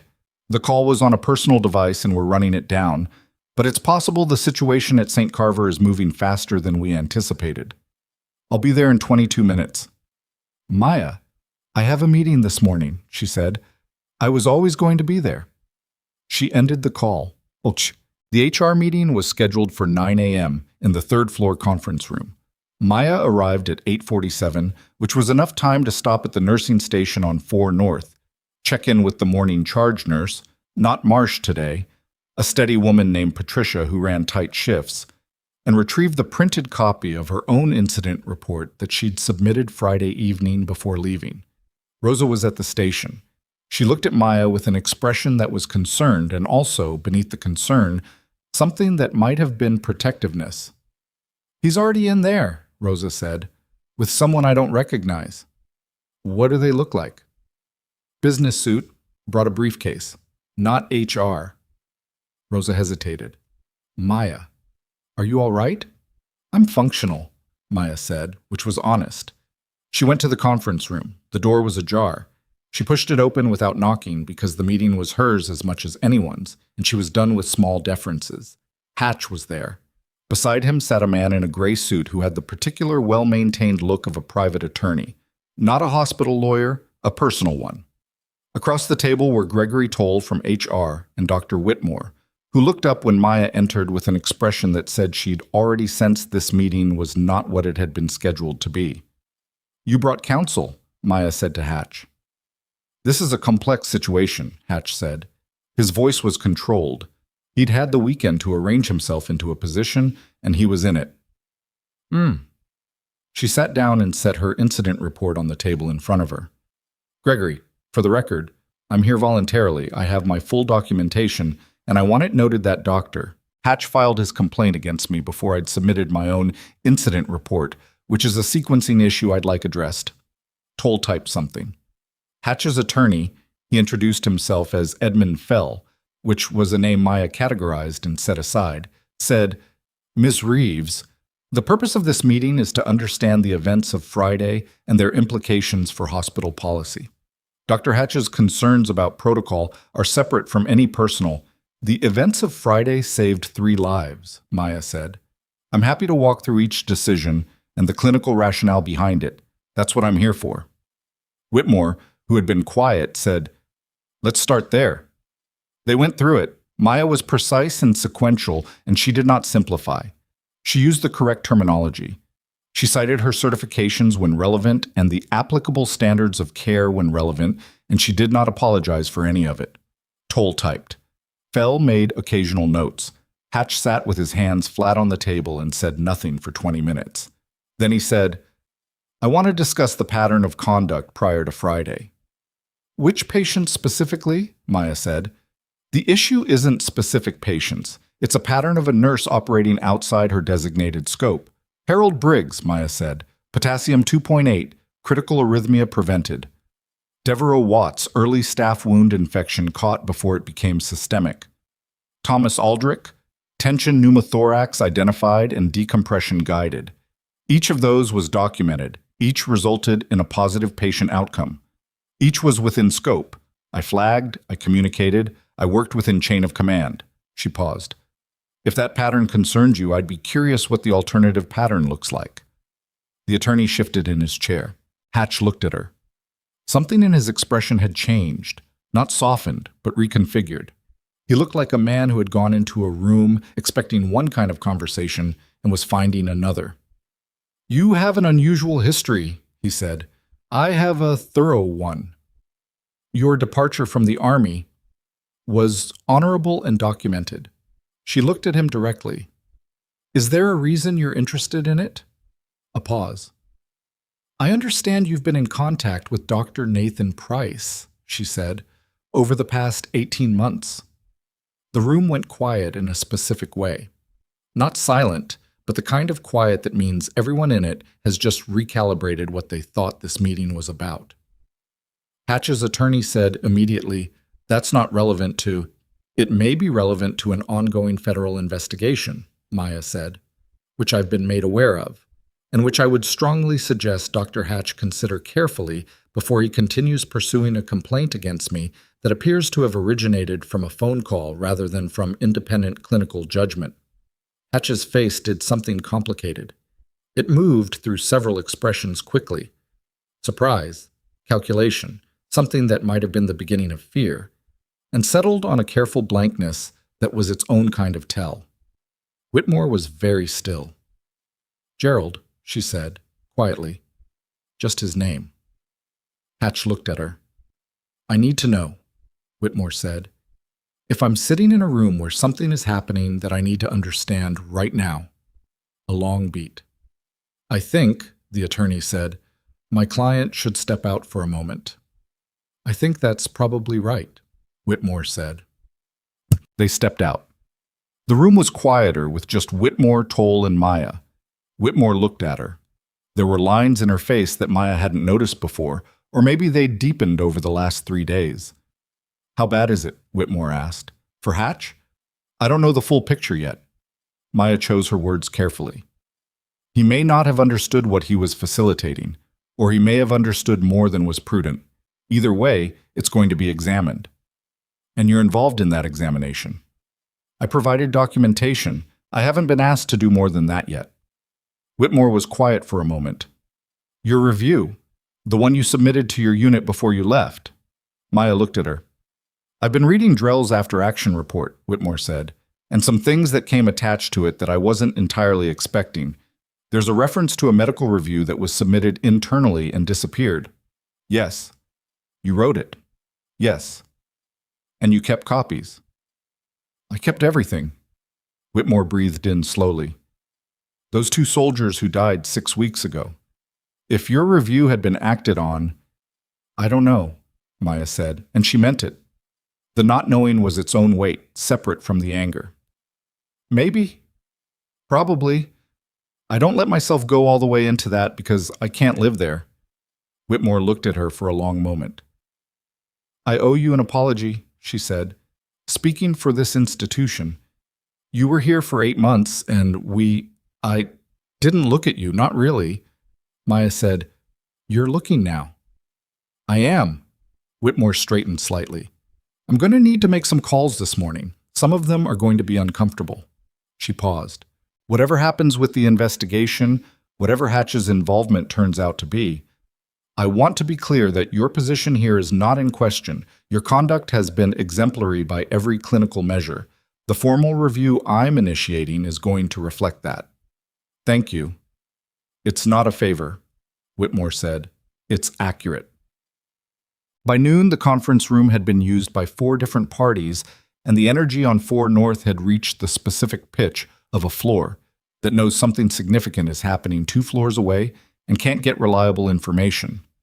Rosa managed it by being completely normal, which was its own form of leadership. At 12:40, Hatch left the building. Maya heard about it from Marsh, who heard it from the OR scheduling desk, who heard it from someone in administration. Hatch had gone to his office after the meeting concluded, closed the door for 45 minutes, and then emerged with his jacket and his briefcase and told his assistant he needed to deal with a personal matter. He did not return that afternoon. The attorney, Edmund Fell, was in a separate meeting with the hospital's legal department for 2 hours. What came out of that meeting filtered through the institution in pieces. None of it confirmed, all of it directionally consistent. Hatch's complaint against Maya had been formally withdrawn. The risk management chair, who'd been CC'd on his original submission, had requested a full audit of the cases he'd cited. The hospital's general counsel had placed a call to someone whose title involved the word federal.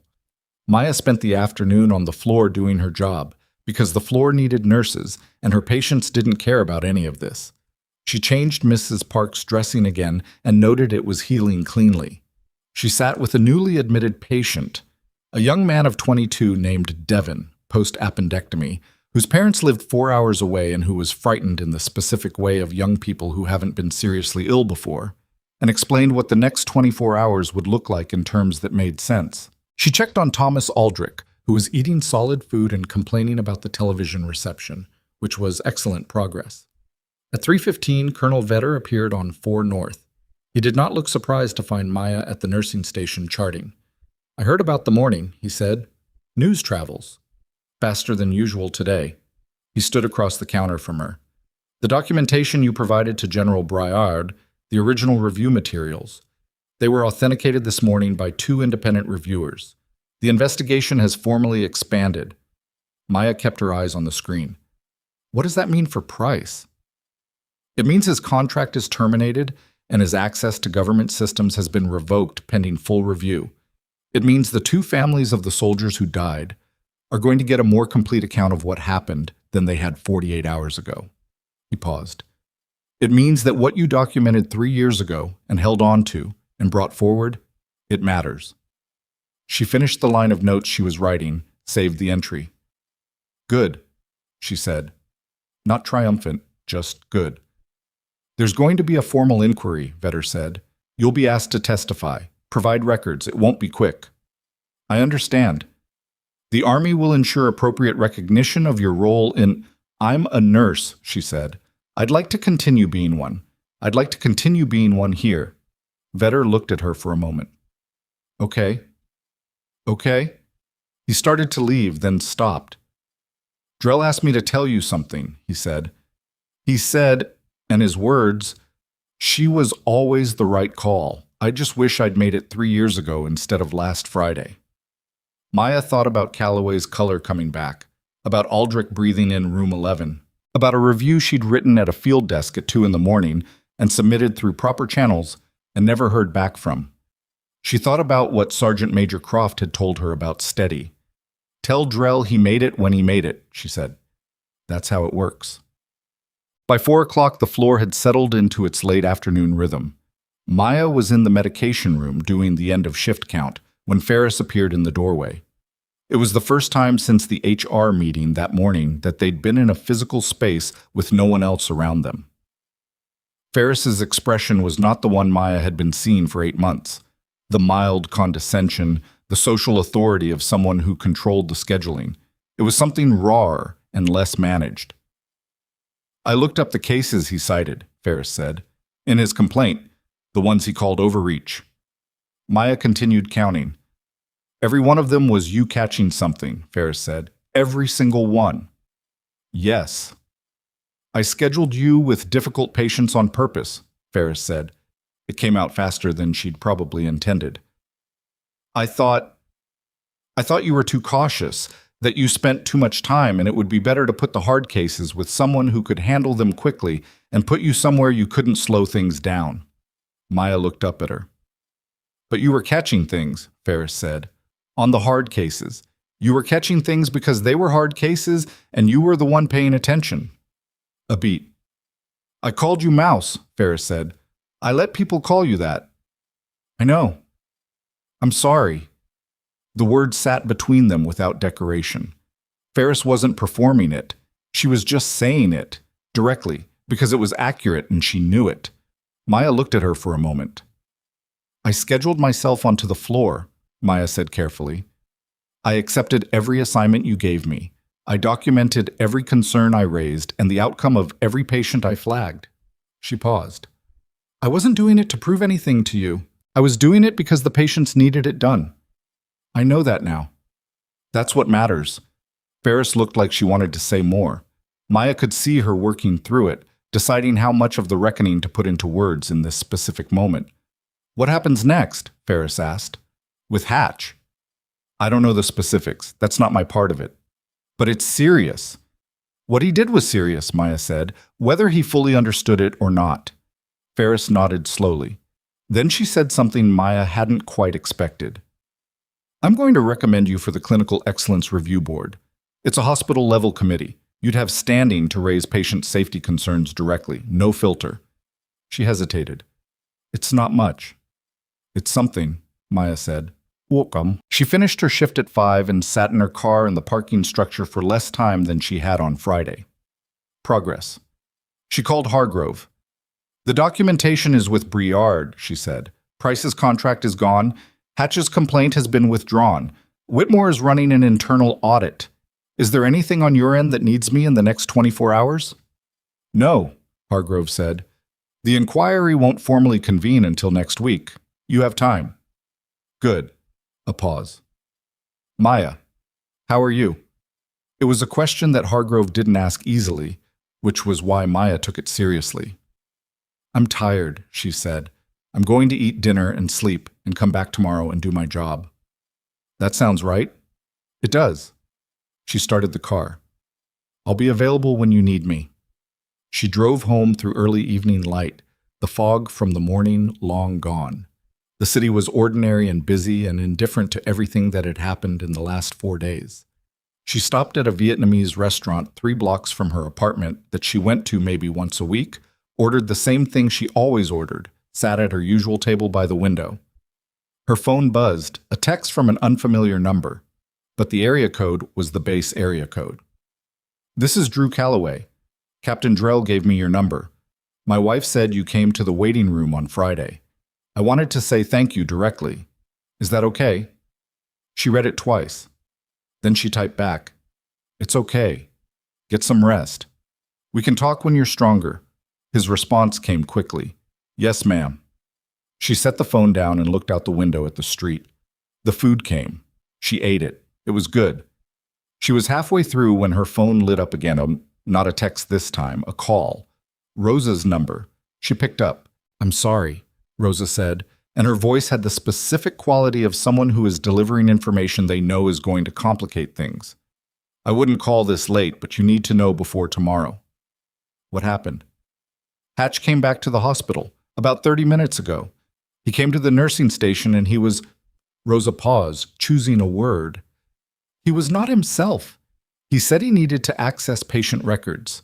I told him he was technically off duty and access should go through the administrator on call, and he said, a breath. He said he needed to find what you'd documented on specific patients. He mentioned names, Briggs, Watts. He said if he could show the documentation was procedurally irregular, he's trying to build a counter-argument, Maya said, for the audit. I called security. He left when they came, but Maya, Rosa's voice was steady and also tired. He was scared. I've worked with that man for 9 years. I've never seen him scared. Maya thought about the audit Whitmore had ordered, about the cases Ferris had reviewed, about the federal investigation that now had his name in it adjacent to Price's, in an email chain that had been logged and time-stamped and authenticated. She thought about what scared people did when they realized the window of manageable outcomes was closing. "Rosa," she said, "the patient records he asked for, are they protected under the audit flag?" I called Gregory Toll on his cell right after. He flagged them. Nobody can access or modify them without authorization from Whitmore's office. "Good." Maya breathed out once. That was exactly right. "Are you okay?" "I'm finishing dinner," Maya said. "I'll be in at 6:40 tomorrow." She hung up. She sat with the last few minutes of her meal. The records were protected. The documentation she'd kept for 3 years was in the hands of people with authority to use it. Price was out. Hatch was scared and making moves that were going to make his position worse, not better, which was what happened when capable people acted out of fear instead of strategy. She should have felt like it was over. But something was bothering her. The shape of it was familiar. The same low-frequency alert that had made her stop in Harold Briggs's doorway at 6:45 on a Tuesday morning. The kind of thing you couldn't see yet but could feel, the way you could feel a barometric drop before the weather arrived. She paid her bill. She drove home. She was unlocking her apartment door when she saw it. A plain white envelope, no postage, slid under her door. She looked at it for a moment before she picked it up. Inside was a single printed page, no letterhead, no signature. It was a photograph, a still image, the kind captured from security camera footage, slightly grainy in the way of institutional cameras. It showed Maya on the helipad on Friday morning. At the bottom of the page, in small, printed type, were 4 words. "What else did you keep?" She stood in her doorway for a long moment with the page in her hand. Then she stepped inside, closed the door behind her, locked it, deadbolt and chain, the chain being the habit she'd dropped about a year into civilian life and had apparently just picked back up, and set the page on her kitchen counter under the light. She looked at it carefully. The image was a genuine still from a security camera. She could tell by the distortion at the edges, the timestamp burned into the lower left corner. Friday, the helipad, 12:03 p.m. She was visible from behind and slightly to the left, her kit bag on her shoulder, walking toward the bay doors.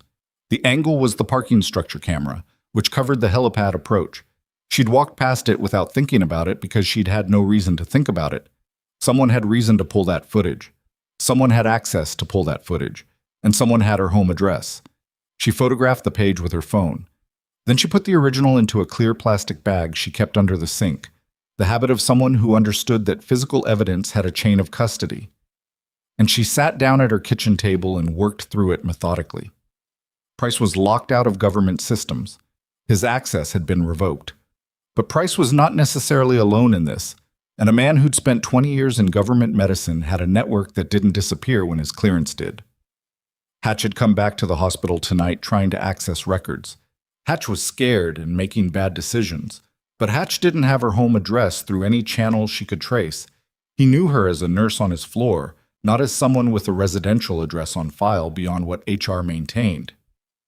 HR maintained it. She made 3 calls in 15 minutes. The first was to Vader, who picked up on the second ring and listened without interrupting while she described the envelope and read him the 4 words at the bottom. "Don't touch it further," he said. "Already bagged. I'll have someone at your location in 40 minutes. Make it 30. I don't know the timeline on whoever sent this." The second call was to Hargrove, who said, "This is Price trying to find out what you have and whether it's already out of your hands." "Is it? Out of my hands?" "The documentation you gave Briard is logged, authenticated, and in a federal evidentiary system. Nobody can touch it, but Price doesn't know the exact scope of what you retained and what you submitted. He's fishing with my home address, which tells us his network is still functional. We've been working on that." A pause. "Are you safe right now?" She thought about it honestly. "I think this was a message, not a move. If he wanted to do something, he wouldn't send a warning first." "Probably, but I'd like you to not be alone tonight. I'm not going to leave my apartment because someone slid a piece of paper under my door." A silence. "No," Hargrove said. "I didn't really think you would." The third call was to Rosa, who she told only that there was a security situation related to the hospital matter and that Rosa should not give out any personal information about Maya to anyone who asked, regardless of who they said they were, without clearing it through Dr. Whitmore's office first. Rosa said, "Already done. After what happened tonight with Hatch, I called Gregory Toll and he put a flag on your HR record an hour ago." "Good. Thank you." "Maya." A pause. "Are you all right?" She looked at the bagged photograph on her counter. "I'm working on it," she said. "What?" Vetter's people arrived in 28 minutes, 2 of them in an unmarked car, professional and unobtrusive in the way of people who did this kind of work regularly. They took the envelope and the bag and the photograph. One of them, a woman named Specialist Kira, who was perhaps 26 and had eyes that took inventory of a room very quickly, asked Maya a set of precise questions about the building's access points, her daily schedule, and who outside of the hospital and the army knew her home address. The list was short. "Good," Kira said. "That makes it easier." They didn't stay. They said a protection detail would do a non-intrusive presence rotation through the night, which Maya understood to mean someone in a parked car within sight of the building entrance, and that she should contact Vetter directly if anything else arrived. She thanked them. She locked the door. She did not sleep well, but she slept. Tuesday morning arrived clear and cold, the kind of March morning that had finally remembered what season it was supposed to be. Maya was at St. Carver by 6:35, 5 minutes earlier than usual, and she started her rounds before handoff was complete because it was what she did and she wasn't going to stop doing it because someone was trying to make her feel watched. The floor was normal in all the ways floors are normal at 6:40 on a Tuesday morning. At 8:15, Whitmore called her into the office. Briard was there. Vetter was there. There was also a woman Maya hadn't met, late 40s, sharp-faced, with the specific deliberate stillness of a federal attorney, who introduced herself as Deputy Counsel Nora Shen from the DOD Inspector General's office. "We move fast," Briard said, "because of last night." "Price?" Maya said. "Price," Shen confirmed. The photograph was pulled from St. Carver's external security system.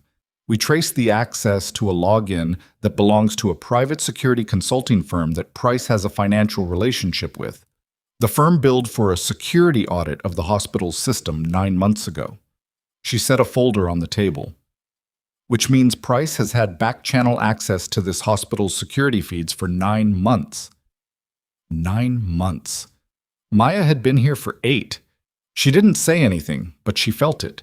The specific chill of understanding that the surveillance had started before she arrived, that someone had been watching the hospital in case she turned up, and that she had turned up and they had seen her and decided to manage rather than confront. And then Friday had made management impossible. "We served a warrant on Price at 6 this morning," Shun said, "his home in Fairview County. He was there. What about his network, the people who still had access for him?" "Being identified." Shen's voice was even. "This is going to take time to fully unpack, but the core of it is solid. What you provided, the original review documentation, establishes a clear chain of suppression that goes from your submission date 3 years ago through Price's contractor assessment 18 months later to the operational failure 6 weeks ago. The IG is formally opening a full investigation." Maya looked at Briard. "The families."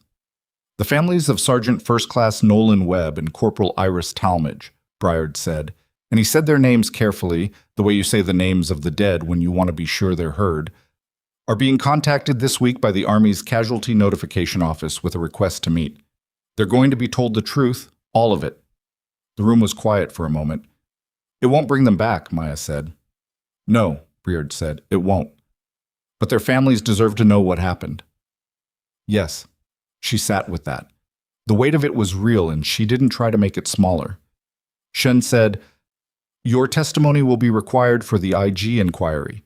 That process will be handled formally, with full legal support for you. The Army is treating you as a cooperating witness with full protection." "What about the envelope? The message?" "Witness intimidation," Shen said flatly. "That charge is being added to the warrant." Hatch resigned at 10 o'clock Tuesday morning. Maya heard it first from Marsh, who came to find her in the medication room with the particular expression of someone who has news that is serious and complicated and not entirely unwelcome. "He submitted a written resignation to the CMO's office," Marsh said, Effective immediately. No statement. She absorbed that. The audit? She said. Still proceeding. His resignation doesn't close it. Good. She went back to her medication count. Marsh stayed in the doorway for a moment. Maya, he said. She looked up. I should have asked more questions a long time ago. About why you were here. About what you were actually doing. You protected me with the scheduling, she said. In your own way. That's not the same as seeing you. No, she said. But it kept me on the floor, which kept me with the patients. So, he nodded. He left. The audit concluded 4 days later. Maya wasn't in the building when the final report was distributed, but Whitmore called her in the early afternoon to summarize the findings, which were exactly what the cases had always shown. Every clinical flag Maya had raised over 8 months had been appropriate, timely, and documented correctly. The report used the phrase exceptional observational practice twice and above standard nursing conduct 3 times. It noted that the hospital's process for acknowledging nursing-initiated clinical concerns had systemic gaps that had prevented appropriate recognition of contributions from floor staff. The report named Dr. Gerald Hatch as having submitted a formal complaint against a nursing staff member that was found upon review to be unsupported by clinical evidence and inconsistent with the documented patient outcomes in question. The report recommended that his resignation be accepted and that his clinical privileges at St. Carver Regional Medical Center not be reinstated. It recommended that Maya Reeves be appointed to the hospital's Patient Safety Committee with immediate effect. She met with Drew Calloway on a Thursday, 10 days after the flight. He was in a wheelchair. He'd be in it for a few more weeks while the chest healed. And he looked better than he had in the surgical ward. Color in his face, something animated in his eyes. Sonia was beside him. They were in a small family room on the surgical floor because his room had too many things in it, and the family room had chairs that didn't have wheels and equipment attached to them. He looked at her differently than most people looked at her. Most people, when they found out what she'd done, looked at her with the complicated expression of gratitude mixed with the slight discomfort of owing someone something large.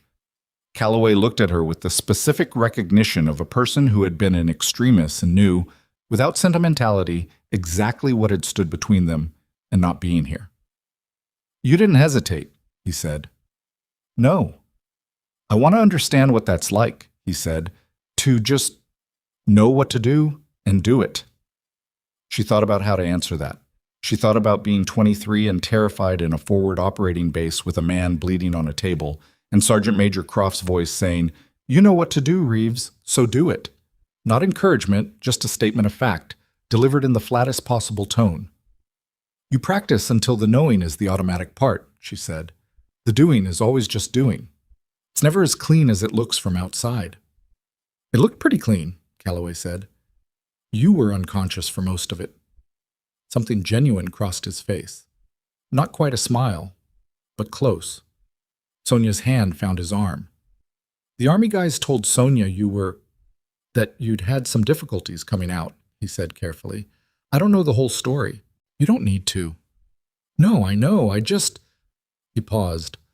I wanted to say that whatever they did, whatever they got wrong, it didn't touch what you are.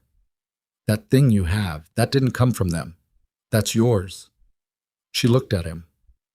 It was a simple thing to say, and it landed without warning in a place she hadn't expected it to reach, which was occasionally how simple true things worked. Thank you, she said. The IG inquiry convened 2 weeks later in a federal building downtown. Maya gave her testimony over 2 days. She was prepared, documented, and direct. She answered every question asked and no more. She did not perform a motion, and she did not suppress it entirely. When asked about the review she had submitted 3 years ago and never heard back from, she said, I wrote it because it was accurate. I submitted it because that was the correct procedure. I retained copies because I'd been in enough institutional environments to understand that correct procedure and actual outcome are sometimes different things. When asked why she had not escalated further after her submission was ignored, she said, I was one person with no institutional power and no documented support. I made a judgment that further escalation within the same system that had ignored the submission would produce the same result. She paused. She's probably right. But I've also wondered every day since whether there was something else I could have done. She said it plainly because it was plain. The inquiry did not need her to be without doubt. It needed her to be honest. Nathan Price testified on day 3. She wasn't in the room for his testimony. Witnesses were sequestered. But Shen briefed her afterward. He had attempted to characterize Maya's original review as speculative. The inquiry board had reviewed her documentation against his and found that her review was specific, sourced, and had cited 4 patients whose conditions Price's subsequent assessment had categorized incorrectly. The board asked him, with what Shen described as pointed patience, to explain how he had failed to incorporate a prior review that was on record in the planning cell's files. He could not explain it in a way that held. His attorney submitted a statement on the final day that was, in Shen's phrasing, an effort to negotiate the shape of the inevitable. The IG's preliminary findings were issued 6 weeks after the inquiry concluded. Nathan Price was found to have submitted a medical assessment to an operational planning cell that materially misrepresented the known casualty risk profile, and to have done so with access to prior documentation that should have been incorporated and was not. The report did not use the word deliberately.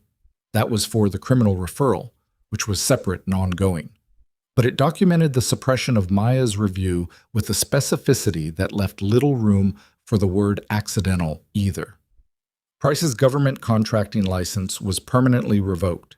The firm he'd used for hospital security access was under separate federal investigation. 2 other contractors who had worked with him were under review.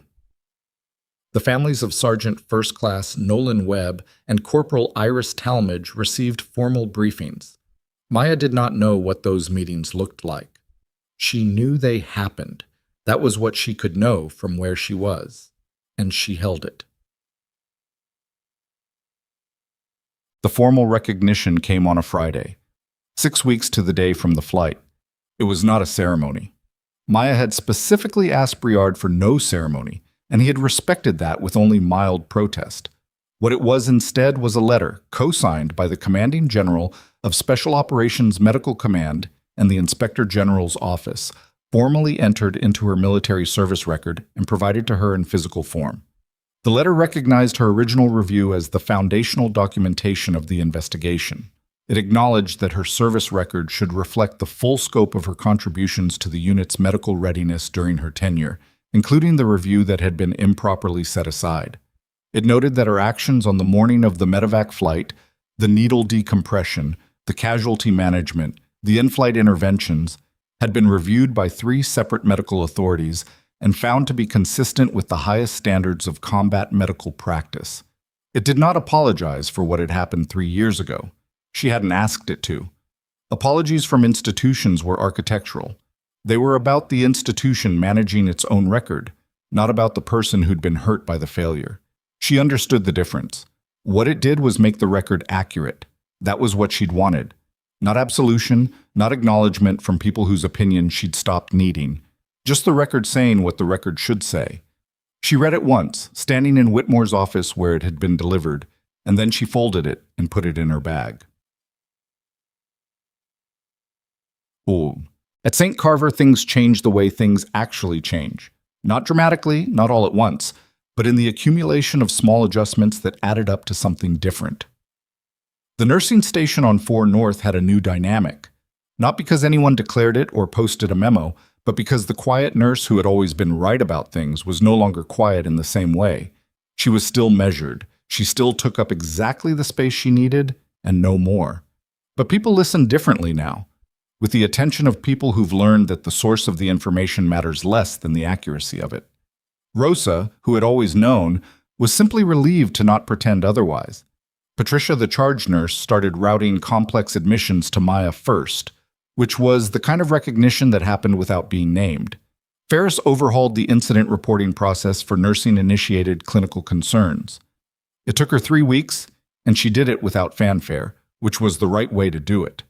The new process had a direct line to the Patient Safety Committee, the committee on which Maya now sat, per the audit recommendation. The first meeting of that committee was on a Wednesday afternoon in April.